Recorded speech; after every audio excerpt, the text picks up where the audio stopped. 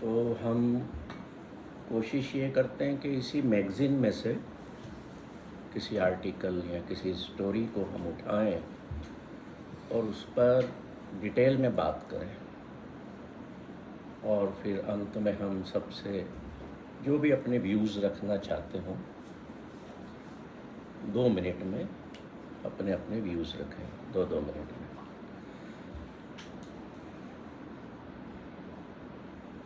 Soul space में 16 number page पर एक गुरु नानक साहब की एक कहानी कह लो या वाक्या कह लो, या जो बीता, जो हुआ उस वक्त, वो प्रस्तुत की गई है वहाँ पर। मेरी आवाज़ आ रही है पीछे? स्पष्ट आ रही। जो हम बात करने जा रहे हैं ये किसी धर्म के खिलाफ या किसी मजहब या जातियाँ या किसी उसके खिलाफ नहीं है। Basically Guru Nanak Dev ji was a reformer.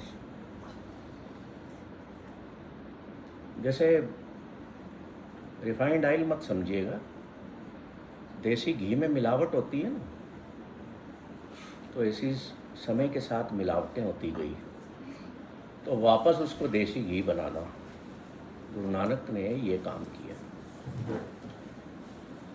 धर्म तो स्थापित होते गए दुनिया में, जो आया उसके फॉलोअर बनते गए, है ना। पर शायद मैंने कभी एक कहानी आप सबके साथ शेयर की थी कि ईश्वर तो अकेला ही है। राम के बहुत फॉलोअर हैं, कृष्ण के हैं, मोहम्मद साहब के हैं, फिर गुरु नानक साहब के भी हुए, बुद्ध के भी बहुत हैं। और फरीद ने जब जाकर के देखा, बाबा फरीद ने, तो क्या पाया कि ये सब तो भगवान बन बैठे, और जो ईश्वर वाकई में है वो अकेला चल रहा। तो गुरु नानक ने उस चीज़ों को रिवर्स किया। उन्होंने कहा यू कनेक्ट टू वननेस। जिनके पीछे चल रहे हो कोई फायदा नहीं। पीछे किसके चलना है? वननेस के, एक ओमकार के, एक ईश्वर के जो निर्माता है ना। हमने क्या किया? हमने दुनिया में आके धर्म बना दिए, अपने अपने भगवानों को बना बैठे। और गुरु ग्रंथ साहब में एक बड़ी जो जानकारी यहाँ जानते हैं, बैठे हैं लोग, बड़ी एक सुंदर खूबी है कि इसमें गुरु नानक से लेकर के गुरु तेग बहादुर साहब की जो वाणी है और अन्य भक्तों की भी वाणी है, उन्होंने कभी अपने आप को ईश्वर नहीं कहा। इवन गुरु गोविंद सिंह जी सेड कि जो मुझे ईश्वर मान करके पूजा करेगा वो नरक का भागीदार। वो तो क्या कहते थे, सब गुरु क्या कहते रहे कि हम तो ईश्वर आपके दर पर आने वाले लोगों की चरणों की धूल है। So see the humbleness behind that. They never said we are the God. मुझे याद आता है चेतना में एक मास्टर क्लास लगी थी इसी विषय को लेकर के, तो वहाँ हमने लोगों को बताया कि भाई ईश्वर के ये जितने मैसेंजर्स हैं ये कोई ना कोई उसका संदेश देने आए। तो आज हम जो है इस कहानी, इस कथा को लेकर के, बड़ी खूबसूरत एक वार्ता है, इसमें डिटेल में नहीं दे पाए क्योंकि मैगज़ीन की अपनी लिमिटेशंस होती हैं। पंडित और गुरु नानक जो बाल अवस्था में थे उनके संवाद पर हम ध्यान देंगे कि वो आपस में क्या चर्चा करते हैं। अब उसमें से कई परतें खुलेंगी, कई चीज़ें खुलेंगी। यहाँ पर ब्राह्मण लोग कितने बैठे हुए हैं? सभी ब्राह्मण। आप जो पूछा है वो बताओ।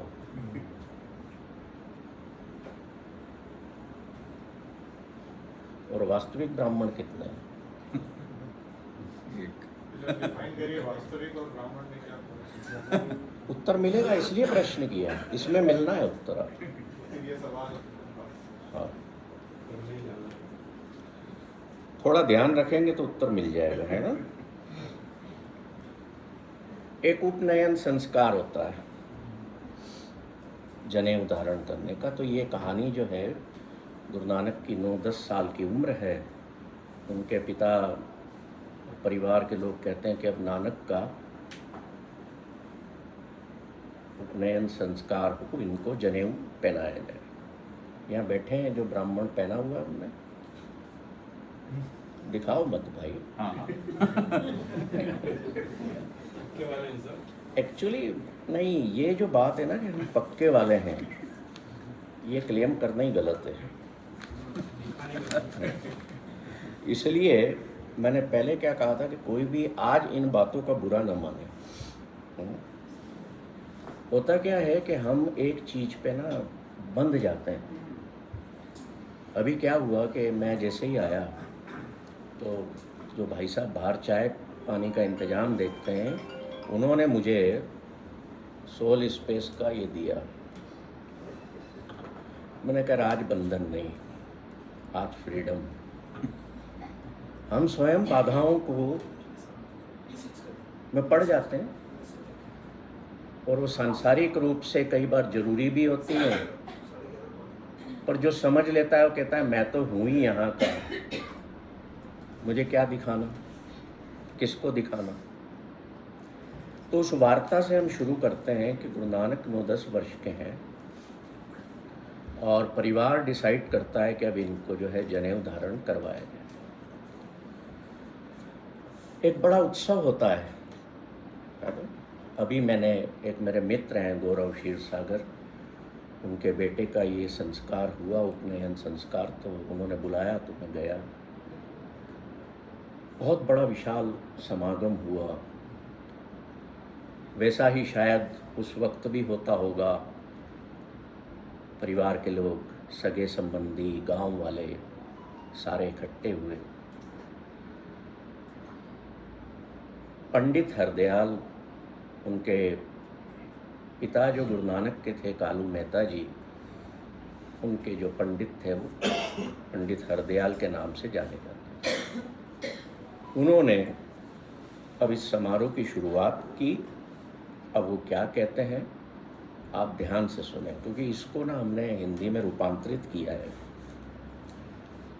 तो हो सकता है कहीं कहीं कुछ शब्द वो प्रयोग में ना आया हो जो आना चाहिए। विद्वान बैठे हैं हिंदी के। अब पंडित हरदयाल कह रहे हैं कृपया अपने मोबाइल साइलेंट कर लें, नहीं तो मैं बाहर रखवा दूंगा, प्लीज़। पंडित हरदयाल कह रहे हैं कि उपनयन संस्कार वह संस्कार है जिसके द्वारा बालकों को पवित्र धागा पहनाया जाता है, जो आध्यात्मिक ज्ञान के हस्तांतरण का प्रतीक है। जनेऊ संस्कार हिंदू के जीवन में महत्वपूर्ण घटना है, क्योंकि इस संस्कार में उसे यज्ञोपवीत संस्कार दिया जाता है। पंडित जी कहते हैं कि हमारे धार्मिक ग्रंथों और मनुस्मृति के अनुसार दूसरा जन्म तब होता है जब उसे पवित्र धागा दिया जाता है, जिसके बारे में हम शीघ्र ही नानक से बात करेंगे। और एक तीसरा जन्म और होता है जो किसी यज्ञ के आरंभ होने पर होता है। इन 3 जन्मों में से दूसरा जन्म सबसे महत्वपूर्ण है।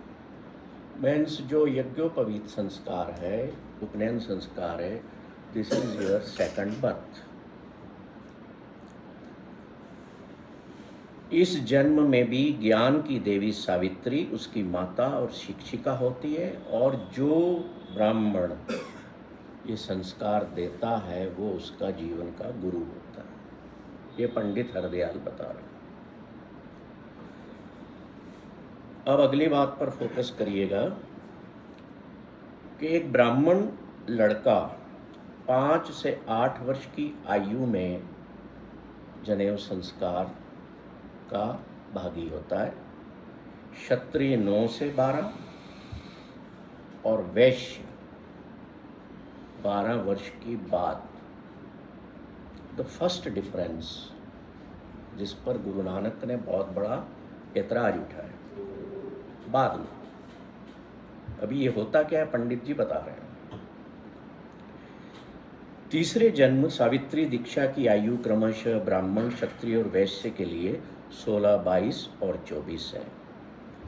अब आप जानते हैं कि नानक 9 वर्ष से उम्र के अधिक हैं, वे क्षत्रिय जाति में पैदा हुए हैं। यह उनके लिए पवित्र धागा प्राप्त करने का सही समय है, पंडित जी बता रहे हैं।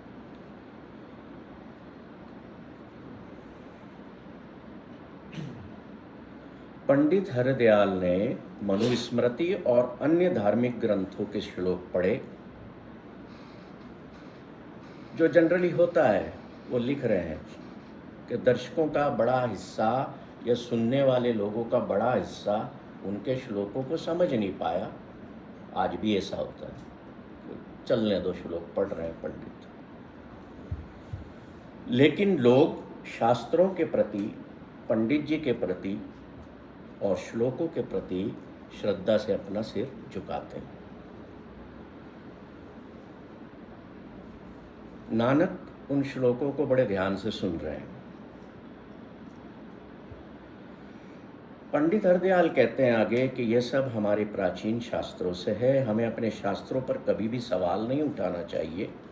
जो कोई भी इस पर सवाल उठाता है वो न केवल नरक में जाता है, बल्कि उसका पूरा परिवार और 7 पीढ़ियां भी बर्बाद हो जाती हैं।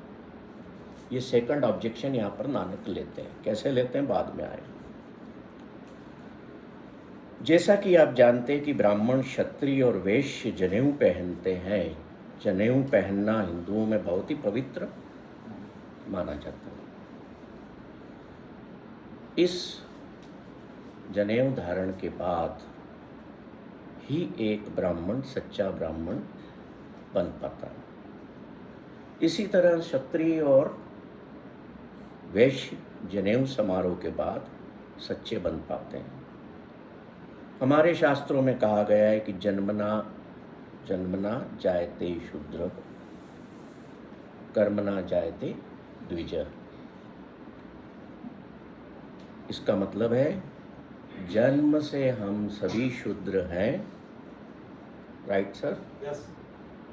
लेकिन इस समारोह में हम जनेऊ धारण करने के बाद ब्राह्मण, क्षत्रिय और वैश्य बनते हैं। Point to be noted, by birth we all are.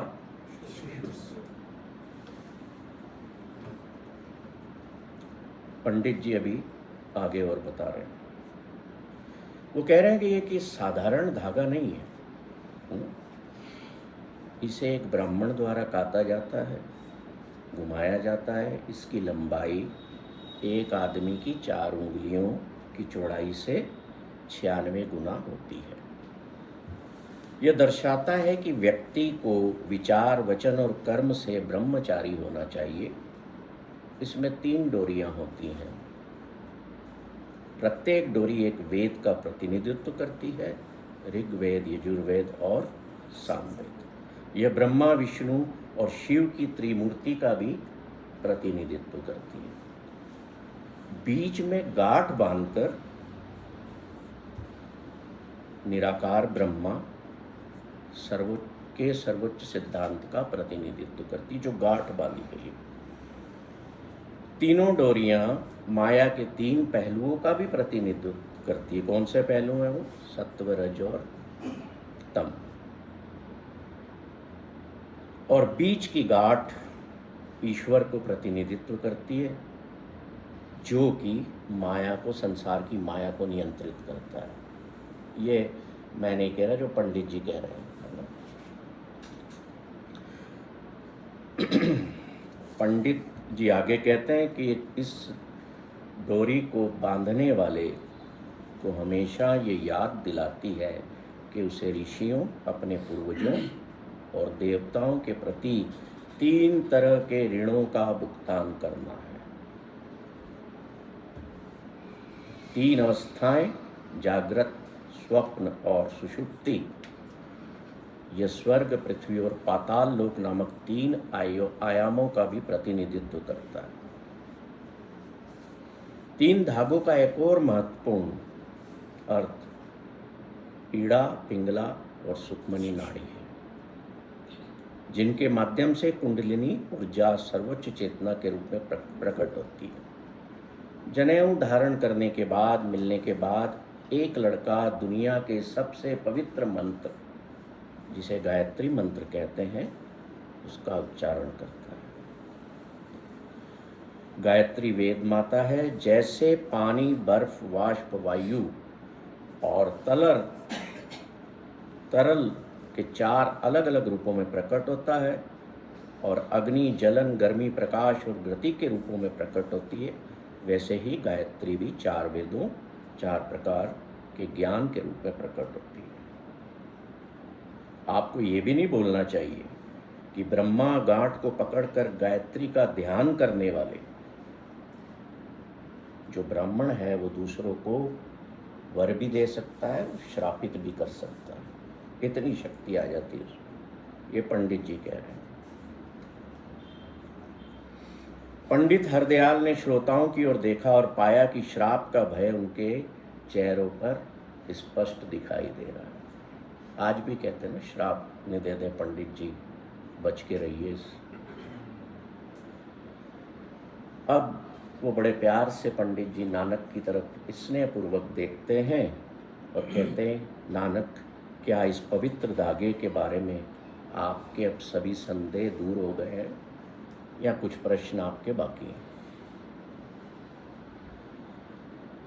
Nanak कहते हैं कि दुर्भाग्य से मेरे संदेह अभी दूर नहीं हुए हैं। तो पंडित जी कहते हैं, ठीक है, बताओ तुम्हारे मन में क्या क्या प्रश्न है। तो नानक कहते हैं कि पहला प्रश्न जेंडर को लेकर के है कि ये जो सूत का धागा है, जनेऊ है, ये केवल पुरुषों को ही क्यों पहनाया जाता है? क्या महिलाएं या लड़कियां ईश्वर की संतानें नहीं हैं? तो first question Guru Nanak is raising, ये सही नहीं है। तो पंडित जी कहते हैं, जब तुम शादी करोगे तो तुम्हारा तीसरा संस्कार होगा, तो उस समय हम आपको आपकी पत्नी के लिए एक जनेऊ देंगे। पंडित जी आगे कहते हैं कि हमारे धार्मिक ग्रंथों में बताया गया है कि पति अपनी पत्नी के लिए जनेऊ पहनेगा। पति अपनी पत्नी के लिए भगवान की तरह होता है। पर गुरु नानक फिर ऑब्जेक्ट करते हैं कि पंडित जी, क्या यह अनुचित नहीं है कि पत्नी के गले में जनेऊ डालने के बजाय वो जनेऊ आप पुनः पति को देते हैं? और अगर कोई महिला बगैर विवाह किए संसार से चली गई, चल बसी, तो उसके साथ अन्याय नहीं होगा कि वो ये पवित्र धागा ना पहने? पंडित हरदयाल थोड़े गुस्से में आ जाते हैं। वो कहते हैं, इतना पवित्र समारोह हो रहा है और तुम मृत्यु की बात करने लगे। पंडित जी कहते हैं, नहीं, ये अनुचित नहीं है, क्योंकि मनुस्मृति और शास्त्रों में ऐसा लिखा है। मैंने आपको पहले भी कहा कि कभी भी अपने धार्मिक ग्रंथों पर सवाल नहीं उठाना चाहिए। ये बहुत बड़ा पाप है, पंडित कह रहे हैं। और फिर इतने शुभ मौके पर आप मृत्यु की बात कर रहे हैं। अब चूंकि आपने मृत्यु की बात कर दी है, तो मुझे इस वातावरण को शुद्ध करने के लिए कुछ और श्लोक पढ़ना पड़ेगा। पंडित जी पढ़ते हैं। नानक कहते हैं, मैं इस बात से सहमत नहीं हूं कि आप कहते हैं धार्मिक पुस्तकों के अधिकार पर सवाल नहीं उठाना चाहिए। पंडित कहते हैं, क्यों? अब नानक बोलते हैं, सबसे पहले तो ये अधिकार पर सवाल उठाने की बात नहीं है। मूल प्रश्न ये समझना है कि हम अपनी धार्मिक पुस्तकों में क्या लिखा है उसे जानें, उसे समझें। जब तक हम सवाल नहीं करेंगे, हम समझ नहीं पाएंगे कि पुस्तकें क्या कह रही हैं। इसके अलावा भगवान ने हमें सोचने और सवाल करने के लिए दिमाग दिया है। अपनी बुद्धि का इस्तेमाल करके ये जानना पाप नहीं है कि क्या गलत है और क्या सही है। हमें ज्ञान प्राप्त करने के लिए प्रश्न करना चाहिए और डेप्थ में उनकी स्टडी करना चाहिए। मैं जब, नानक कह रहे हैं, मैं जब पंडित ब्रजनाथ के साथ विद्यालय में पढ़ता था, वो पढ़ाते थे, तो हम कई तरह के उनसे सवाल पूछते थे, पर वो कभी हमें मना नहीं करते। बुद्धि का ये असाधारण उपहार है मानव जाति को इस धरती पर कि हम प्रश्न कर पाते हैं जो अन्य प्रजातियों के पास में नहीं है। नानक आगे कहते हैं कि सामान्य लोगों को जनेऊ क्यों नहीं पहनाया जाता। आपने तो क्या किया, बांट दिया कि ये श्रेष्ठ है, इसको पहले पहनाओ, फिर उसके बाद इसको पहनाओ, फिर उसके बाद इसको पहनाओ, और जो चौथा है उसको तो आपने कि मैं इस विचार को कतई नहीं मानता। अब पंडित जी जो है चर्चा के इस अप्रत्याशित मोड़ से स्पष्ट रूप से बहुत परेशान थे और उन्होंने स्थिति को संभालने के लिए हस्तक्षेप किया और नानक से कहते हैं कि क्या आपका काम अगर पूरा हो गया हो तो समारोह बहुत लेट हो रहा है, आओ हम तुम्हें धागा पहनाएं। पर नानक तो नानक थे। मुझे पंडित से कहने लगे कि क्या आप कृपया मुझे बताएं पहले कि शूद्रों, निम्न जाति के बहिष्कृत लोगों को जनेऊ क्यों नहीं मिलती। पंडित जी कहते हैं हमारे धार्मिक ग्रंथ इसकी अनुमति नहीं देते। पंडित जी, आपने अभी कहा कि हम सभी शूद्र के रूप में जन्मे हैं, तो फिर अनुमति का क्या सवाल है? फिर शूद्र परिवारों में जन्म लेने वाले लोग ब्राह्मण, क्षत्रिय और वैश्य जनेऊ के अधिकारी कैसे हो गए? पंडित जी कहते हैं मैं अपने वेदों और स्मृतियों में जो लिखा है उसके विरुद्ध नहीं जा सकता। जो लिखा है मुझे वही करना। अब नानक पूछते हैं, मैंने देखा है कि जनेऊ जो पहनाया जाता है वो भी अलग अलग है। ब्राह्मण को जनेऊ कपास का, सूत का, क्षत्रिय को भांग के पत्तों से बने, भांग की लकड़ी का जो पौधा होता है उससे बने धागे का, और तीसरा जो वैश्य है उसको ऊनी धागे से बना हुआ जनेऊ पहनाया जाता है। तो नानक कहते हैं ये फिर ये भेद क्यों?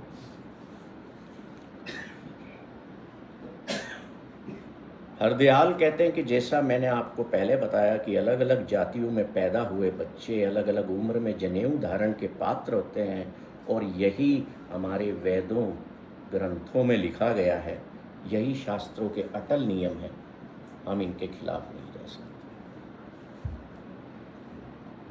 पंडित जी, मैं समझता हूँ कि आपने ये नियम नहीं बनाए, पर मैं जानना चाहता हूँ कि क्या आपके पास इस भेदभाव को समझाने के लिए कोई तर्क है या नहीं? तो पंडित जी कह देते नहीं है। अब नानक प्रश्न करते हैं कि आप ये बताओ कि मैं सिर क्यों मुंडवाऊं? सिर मुंडवाते हैं? सिर क्यों मुंडवाऊं मैं इस संस्कार के लिए? कहते हैं वेदों में लिखा है। तो नानक कहते हैं आपके पास हर सवाल का जवाब एक ही है, पर मेरे हिसाब से जो केश हैं ये भी ईश्वर की देन है, कुदरत की देन है, तो उसका अपमान मैं तो नहीं कर सकता। तो पंडित जी कहते हैं कि हम तुम्हारे पीछे एक चोटी छोड़ देंगे, तुम चाहो तो वैसी चोटी रख सकोगे। तो नानक कहते हैं नहीं, मैं भगवान का, ईश्वर के दिए हुए स्वरूप का अनादर नहीं कर पाऊंगा।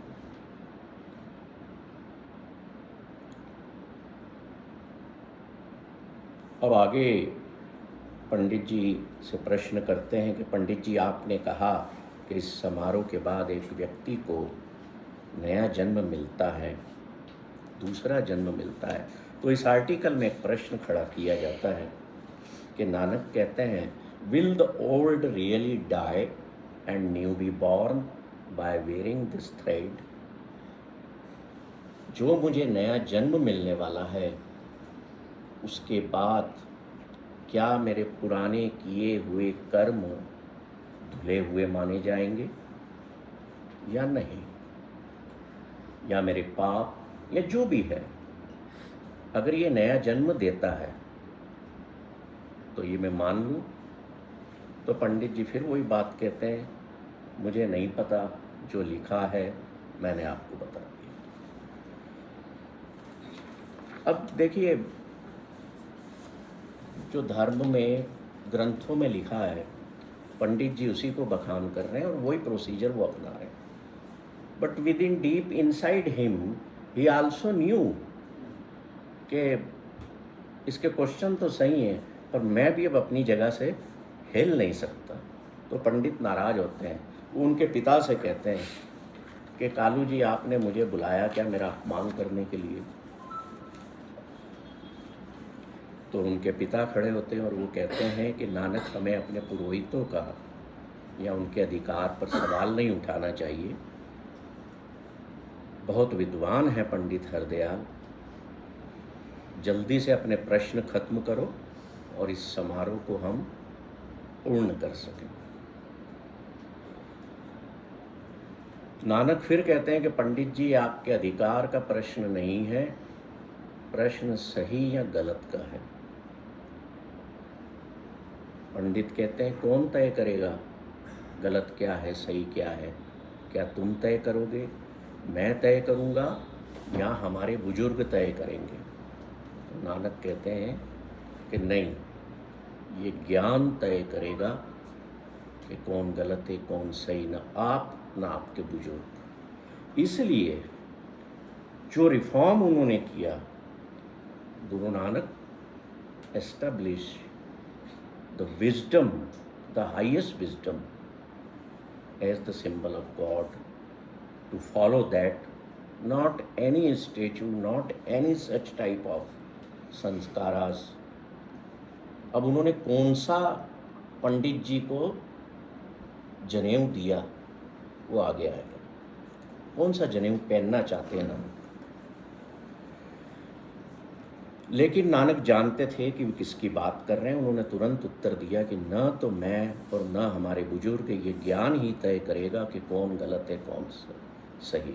इसलिए गुरु ग्रंथ साहब में ये दशम पिता की वाणी है कि ज्ञान गुरु आत्म उपदेशो, कि किसी को मानना है, ईश्वर मानना है, गुरु मानना है जीवन में, तो जो हाईएस्ट विजडम है, जो ज्ञान है, उसको मानो। नानक कहते हैं कि जनेऊ में भेदभाव नहीं होना चाहिए, सभी के लिए समान होना चाहिए, सभी को पहनाया जाना चाहिए। नानक कहते हैं कि अगर आपके गुरु, आपके ग्रंथ ऐसा भेद करते हैं तो ये ईश्वर की रचना की अवहेलना है।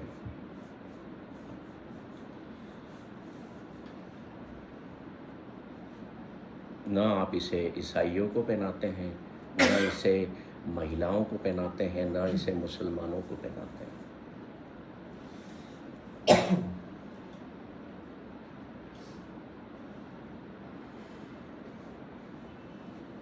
अब पंडित हरदयाल थोड़े से डिफेंसिव मोड में आ गए हैं, क्योंकि हर बंदा एक बहस में नहीं पढ़ना चाहता, थक जाता है। तो पंडित जी कहते हैं कि अच्छा बताओ, तुम ही बता दो कैसा जनेऊ तुम चाहते हो। अब नानक कह रहे हैं कि मुझे वो कपास चाहिए जो करुणा की हो। समझिएगा इसको। Make mercy the cotton, contentment the thread.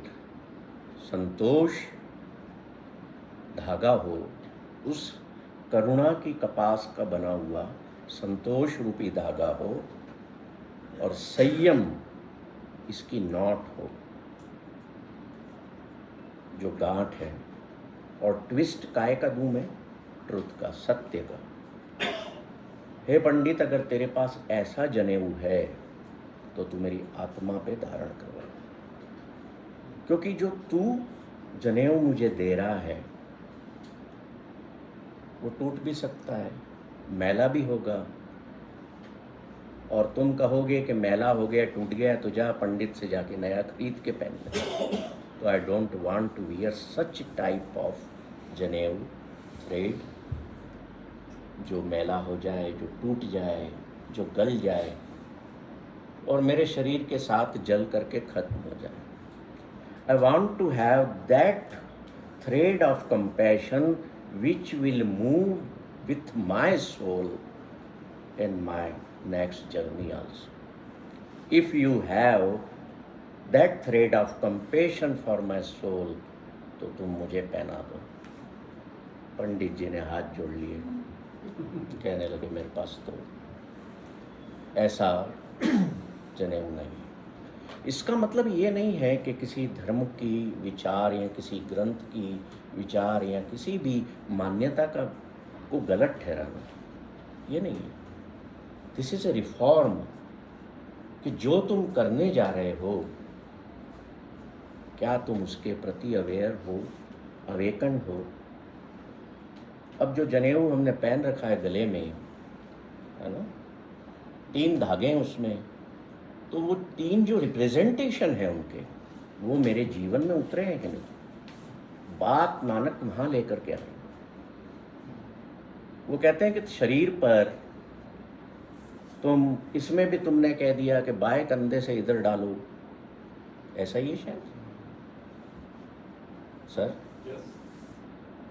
मैं कहूँ कि दाएं से इधर डालो तो तुम कहोगे नहीं ये भी गलत है। तो क्या दायां पोर्शन बनाना ईश्वर की देन गलत थी? बोलते तुम सब कब इन चीज़ों से ऊपर उठोगे, कब अवेयर होगे? तुम अगर माथे पर तिलक लगाते हो, क्या प्रदर्शन के लिए लगाते हो? या मैंने आज, मुझे गुरु गोविंद सिंह जी ने पगड़ी दी या ये कड़ा दिया, ये प्रदर्शन के लिए नहीं है। ये मेरे जीवन में उन चीज़ों को अंगीकार करने के लिए बनी है। आपने अगर जनेऊ का धारण किया है, there is nothing wrong in it, पर उसकी जो 3 मान्यताएं हैं वो आपके जीवन में उतरी हैं कि नहीं? अगर उतरी हैं तो that will go with your soul. Otherwise all the things you are wearing, you are representing, will finish with your, will burn with your body. यहाँ जो हमने तिलक लगाया है ये इसलिए है, in the terms of Nanak, in the words of Nanak, मेरा जो 10th डोर है वो ओपन हो। But what we have done, लगा लिया है। I am Hindu, I am Musalman, I am Sikh. Nanak never created any religion.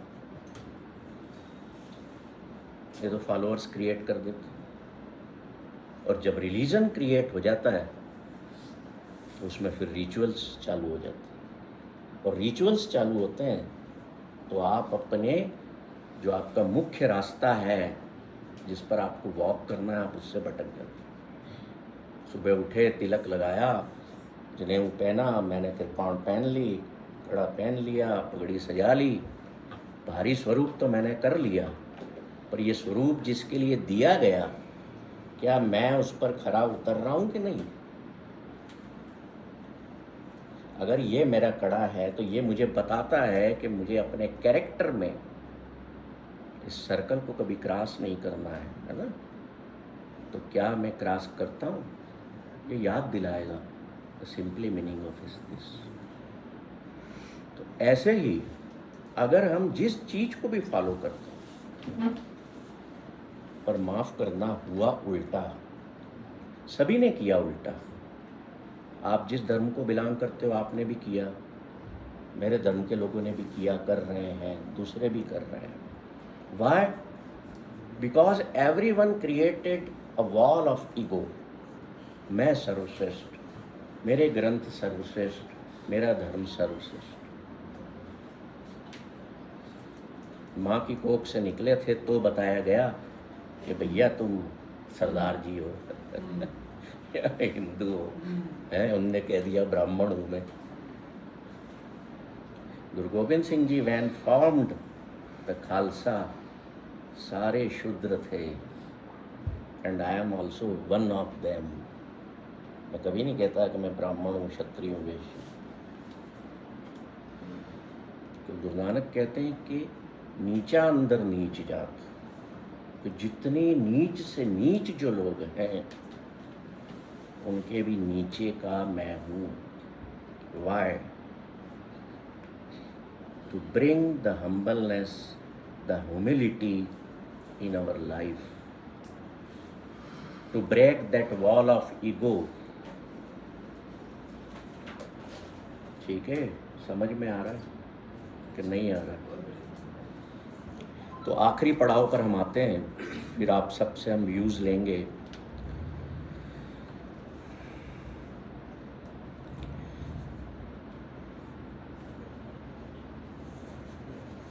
कि नानक का वो जो शब्द है, फिर उस समय उन्होंने जो उच्चारित किया वो मैं आपको सुनाता हूँ। ये गुरबाणी में आसादीवार एक शब्द कीर्तन सुबह हम गुरुद्वारों में गाते हैं, घरों में भी गाते हैं, जिसे सॉन्ग्स ऑफ होप कहते हैं। उसमें वो कहते हैं कि पंडित से अब कह रहे हैं, दया कपा संतोष सूत जत गंडी सतवट, make compassion the cotton, satisfaction the thread, restraint of senses the knot, and truth of words and deeds. केवल शब्द नहीं, तुम्हारे कर्मों में भी जो सत्य है उसको ट्विस्ट बनाओ, ऐसा जनेऊ बनाओ। ए जनेऊ जी का है ही तपांदे कत, कि हे पंडित अगर तेरे पास ऐसा जनेऊ है तो मुझे पहना दे, जो न टूटता हो, ना ये टूटे, ना मल लगे, ना ये जले न जाए, न मैला होता हो न जलता हो। धन्य सो मानस नाम का जो गल जले। धन्य है वो इंसान, that human being is blessed, जो इस तरह के जनेऊ को पहनता। चौकड़ मूल अणाइया बहु चौके पाया, कि चार उस वक्त जो चलती थी करेंसी, 4 कौड़ी में तुम इस धागे को खरीद के लेके पहन लेते हो और कहते हो मैं ब्राह्मण हूँ। ब्राह्मण को गुरु नानक डिफाइन करते हैं, 100 ब्राह्मण जो ब्रह्म विचार है। तो ब्राह्मण वो नहीं है जिसने पहन रखा है, जो ब्रह्म का विचार करता है, कंटम्पलेट करता है, वो ब्राह्मण। सिखा कन्न चढ़ाइया गुरु ब्राह्मण थिया, ओ मुआ चढ़ पया वे तक गले। कि मैं मर जाऊं तो वो धागा मेरे साथ जाए। I want that thread of compassion, और वो करुणा का ही हो सकता है। यहाँ पे आज कुछ लोग, वो लोग बैठे हैं जो चेतना में अवेकनिंग जॉय का कोर्स कर रहे हैं। लास्ट उनकी क्लास कंपैशन पर थी 2 घंटे की, तो मैंने उनसे कहा कि कंपैशन थ्रेड पर आप लोग सुनने आना, तो आज यहाँ आए हो। Thank you for coming, joining us. तो मॉरल ऑफ द स्टोरी क्या है? Don't fall prey to cheap tricks, if only it were so cheap and easy to become a Brahmin. इतना ब्राह्मण आसान नहीं है, इसलिए कहने के पहले कि मैं ब्राह्मण हूँ सोचो, ये कहने के पहले कि मैं एक सिख हूँ सोचो, ये कहने के पहले कि मैं मुस्लिम हूँ सोचो। गुरु नानक ने मुसलमान की डेफिनेशन कह दी, जैसे ब्राह्मण की दी ना। तो वो कहते हैं ज्यों दिल में कपट निवाज गिजारो, क्या हज काबे जाइए। कि मुस्लिम तेरे अगर दिल में कपट बसा हुआ है तो तू नमाज अदा कर रहा है, काबा भी जा रहा है, तो you are not a Muslim. Sir getting my point? Brahmin के बारे में बता दिया, जो 100 ब्राह्मण जो ब्रह्म विचार है, आप तरे सगले कुलतारे। अब पंडित के बारे में क्या कह रहे हैं? 100 पंडित जो मन पर बोधे।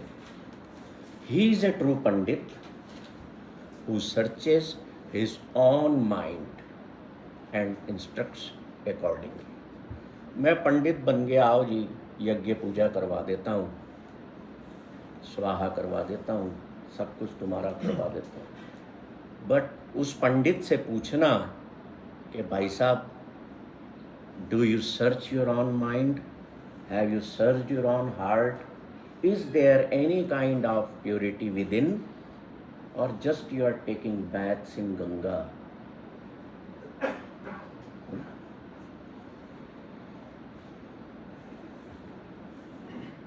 उन्होंने एक बड़ा खूबसूरत जो ज्योतिष हैं, एक भाई साहब हमारे यहाँ बैठे हुए हैं, ज्योतिष हैं, एस्ट्रोलॉजर, तो उनके लिए वो कहते हैं कि मन की पतरी वाचनी, सुखी हूँ सुखसार। अरे तू हाथ देख के क्या बताता है? Read the horoscope of your own mind is the most sublime joyful piece gyan. अपने मन का होरोस्कोप पढ़ो, ना कि दूसरों का। शर्म सुन्नत सील रोजा हो मुसलमान। मुसलमान कौन होता है? Guru Nanak is defining make modesty your circumcision and good conduct your fast. रोजा रख लेने से तुम मुसलमान नहीं हो गए। तुम्हारी मॉडेस्टी, तुम्हारा उपवास बने, then you are a true Muslim. तो नानक से हम पूछें कि भाई हमारा क्या, फिर हम सब जो बैठे हो हम क्या करें? वो एक सूत्र देते हैं, वो कहते हैं माटी एक भेक धर नाना, माटी एक भेक धर नाना तामे ब्रह्म पहचान। जितनी ह्यूमन बीइंग्स है, ये वननेस की कंसेप्ट है। We all must lift ourselves to our these Bhari Swarupas and our religions and find out that we are manufactured out of clay that is one. It has many forms, but recognize the one within them all is the true religion. So the religion Guru Nanak created was not Sikhism. It was religion of oneness. अब होता क्या है कि स्वीकार कौन करे? चूँकि हमारा सनातन धर्म बहुत सबसे पुराना दुनिया में कहा जाता है, और सनातन धर्म के हेड कौन हुए, माने कौन गए? ब्राह्मण्स। वो सर्वश्रेष्ठ माने गए। Right sir?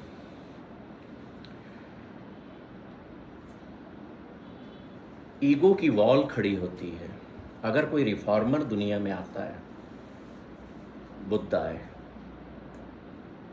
ब्राह्मण never accepted his voice, his sayings. उन्होंने कहा ये तो अगर इसकी बात मान ली जाएगी, सुन ली जाएगी, तो हम खत्म हो गए, हमारी कौन सुनेगा? महावीर आए, नो वन लिसन हिम। क्यों? क्योंकि जो आधिपत्य अभी तक बना हुआ है वो बना रहे। ये कहना कि हमारे शास्त्रों पर प्रश्न न करो, नानक कहते हैं कि जो वाणी उनकी है, उन्होंने दी, उस पर भी क्वेश्चन करो। Then you will understand the sublime wisdom of oneness. Otherwise आप समझ नहीं पाएंगे। और भी कई आए, कबीर आए, उनको तो हाथी के तले सिर दबाने की कोशिश की गई। वो हाथी पीछे हट गया कि मैं ये कर्म नहीं करूंगा।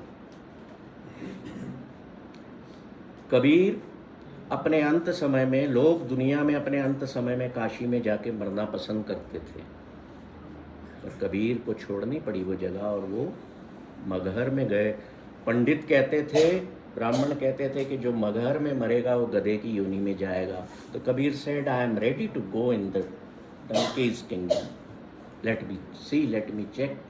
तो वो वहाँ मरे जा करके, वहाँ अंत समय उन्होंने वहाँ बिताया। फरीद को नकारा गया, कबीर को नकारा गया, त्रिलोचन को नकारा गया। सदना को, सेना को, सबको नकारा गया। What the Guru Arjan did, जितने नकारे गए थे, जो वननेस को रिप्रेजेंट कर रहे थे, जो सत्य को कर रहे थे, he collected them all in at one place without any religion, without any caste, and make a granth that is of super wisdom, जो देशी घी वापस हमारे सामने रख दिए। पर शायद हम नहीं मानते, क्योंकि हम अभी भी भेद को ही तवज्जो देते हैं कि तुम ये और मैं। We must accept everyone in this world. किसी का तिरस्कार नहीं करना, किसी को पीठ नहीं दिखाना, ये गुरमत हमें ये सिखाती है। पर सत्य के नज़दीक जाना, कंपेशन और हम्बलनेस को अपना थ्रेड बनाना, that is more important. Now we will take 4 views, 4 views 2-2 minute के, क्योंकि टाइम आगे हो गया है। जो बोलना चाहें और कुछ बताना चाहें, I am not the perfect one. जो मैंने समझा वो मैंने आपके समक्ष रखा। और फिर से मैं एक डिस्क्लेमर कह लो कि here I was not to criticise anyone. Here we are, or we were, or we are, to understand the concept of the thread of soul, right? जी सर। जो आपने पहला सवाल पूछा था कि वास्तव ब्राह्मण कौन है, तो उसका जवाब शायद हमें मिल गया कि जो ब्राह्मण का कर्म था कि ज्ञान देना, और बिना किसी रिम्यूनरेशन के एक्सपेक्टेशन से ज्ञान देना। तो आज जो कर्म से ब्राह्मण होता है आदमी, जैसे आप जो ज्ञान दे रहे हैं, डॉक्टर भारत जो ज्ञान दे रहे हैं आप लोगों को, वो आप कर्म से ब्राह्मण हो गए। भले ही आपका जन्म कैसा भी, वाल्मीकि ब्राह्मण नहीं थे जन्म से, लेकिन वो ब्राह्मण हो गए। अभी आज की तारीख में जो मेरा कचरे की गाड़ी आती है, उसमें जो दोनों हैं, जो ड्राइवर है और जो कचरा उठाने वाला है, वो जन्म से ब्राह्मण है, लेकिन कर्म शायद वो नहीं कर रहे हैं। ये नहीं कह रहा कि वो कचरा उठा रहे हैं इसलिए ब्राह्मण। पर तो ये शायद आपका सही जवाब हुआ कि रविदास ऐसे ही थे, रविदास चमार थे ना, तो ऐसे लोग थे, है ना। नेक्स्ट और कोई? जी सर। हमारा ये सोचना है कि और कोई रास्ता ही नहीं है वननेस के अलावा। मेरे ख्याल से ये जो आपने बात कही है, मेरे ख्याल से eventually if we have to survive, we have to understand that oneness is the only way, because हम सब लोगों के पास एक लिमिटेड नॉलेज होती है, उसी के हिसाब से हम अपने आप को श्रेष्ठ कह देते हैं। हमने कभी दूसरी तरफ जाके नहीं देखा कि वो भी अपने आप को श्रेष्ठ कह रहे हैं। और ये बहुत कोइंसिडेंस है कि मैं सीमा के इस पार पैदा हुआ, और बहुत संभव है कि अगली बार मैं सीमा के उस तरफ पैदा हूँ या किसी और तरफ में पैदा हूँ। तो वो तो चांस की बात है कि हम इस बार के कहाँ पैदा हो। सर, अवेयरनेस की बहुत कमी है। जैसा कि मैंने पूरी तरह से वेदों को पढ़ा नहीं है, लेकिन उनके बारे में ये कहना चाहूँगी कि हमने किसी ने भी अपने वेदों को, अपने धर्मों को उसकी गहराई तक जाने की कोशिश नहीं की। प्लस हमारी मनुस्मृति और वेदों से छेड़छाड़ की गई है। नहीं तो एक ही वेद में, एक ही धर्म में स्त्री को अच्छा और स्त्री के प्रति गलत नहीं बताया जा सकता, क्योंकि जहाँ स्त्री को सही बताया गया और वहीं आप उसकी अवहेलना कर रहे हो, उसको तुच्छ मान रहे हो, वो भी गलत है। तो कहीं ना कहीं हमारे शास्त्रों के प्रति, शास्त्रों के साथ जो छेड़छाड़ की गई है वो हमें समझना चाहिए। और एंड ऑफ द पॉइंट यही है कि अहम ब्रह्मास्मि, यानी कि सभी में ईश्वर का निवास है। हमें अपने आप को समझना चाहिए, और वही सबसे, और जैसा कि आपने एक पॉइंट बताया था कि स्त्री उपनयन क्यों नहीं करती है, तो ऐसा कुछ भी नहीं है। यदि हम अपने वेदों में अच्छी तरह से देखेंगे तो स्त्री का भी उपनयन हुआ है। हमारे सप्त ऋषियों के साथ जब ऋषिकाओं ने भी यज्ञ किया था, तो उन